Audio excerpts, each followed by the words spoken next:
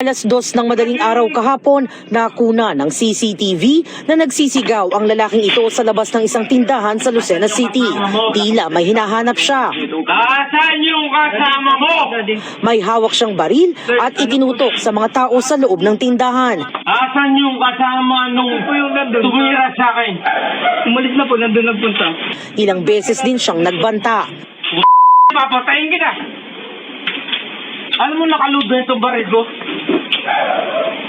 Hindi ko kaya nang patayin to. Pinagsisipa niya rin ang harapan ng tindahan.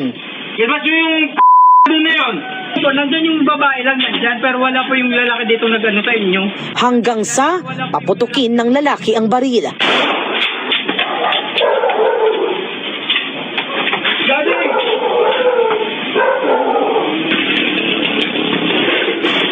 Ang nasa loob ng tindahan, ikinandado ang harang na grill sa tumakbo papasok.